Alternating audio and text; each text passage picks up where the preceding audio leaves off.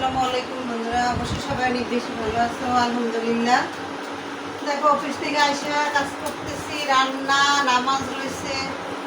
তো আসলে বন্ধুরা দুনিয়াবি কাজের ফাঁকে ফাঁকে অবশ্যই আমরা আখিরাতের কাজটা করবো। আখিরাতের জন্য আমাদের আসলে আমরা সময় পাই না বা সময় বের করি না, কিন্তু দুনিয়ার কাজ যতই কষ্ট হোক, যত কিছু হোক, যতবার বৃষ্টির মধ্যে আমরা কিন্তু দুনিয়াবি কাজ আমরা ঠিকই করি। তো বন্ধুরা দুনিয়াবি কাজের ফাঁকে আমরা অবশ্যই চেষ্টা করবো আমাদের জন্য, আখিরাতের জন্য। এটা আমার নিজের আমল। যখন আমার মৃত্যুর পরে আমি দুনিয়াতে কি কি করছি না করছি, সেই জবের আগে কিন্তু নিবে আমার আমলের জব, যে আমি নামাজ পড়ছি কিনা, আমার ইমান ঠিক ছিল কিনা। আল্লাহ কিন্তু একবারও জিজ্ঞেস করবে না যে আমি ছেলের জন্য কাজ করছি, মেয়ের জন্য কাজ করছি, আমি গাড়ি করছি, বাড়ি করছি, এর জন্য আমি দৌড়াইছি, এগুলো কিন্তু আল্লাহ শুনবে না।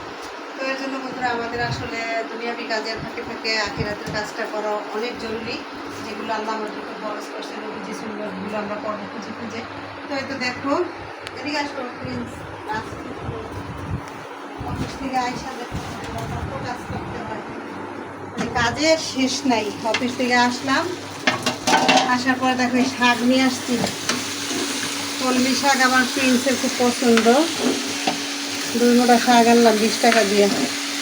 এখানে ভাত বসাইছি। অবশ্যই আমরা রান্না করার সময় বিসমিল্লাহ বলবো, প্রত্যেকটা কাজের শুরুতে আমরা বিসমিল্লাহ বলবো বন্ধুরা। বিসমিল্লাহর অনেক ফজিলত, বরকত আমরা জানি এবং আল্লাহ খুশি হয়। তারপর দেখো ডিম রান্না করলাম, যেখানে পেঁয়াজ মরিচ কাইটে রাখছি, ওই যে শুটকি ধুয়ে রাখছি, শুটকি রান্না করবো। এই শুটকি দেওয়া খুব টেস্ট হয়। আলহামদুলিল্লাহ বন্ধুরা, অবশ্যই আমরা হালাল রিজিকের মধ্যে থাকার চেষ্টা করবো। যে যেখানে থাকবো সেখানে শুকরিয়া আদায় করবো। ভালো থাকবো বন্ধুরা, পাশে থাকবো, লাইক দিও, সাবস্ক্রাইব করো বন্ধুরা। আসসালামু আলাইকুম।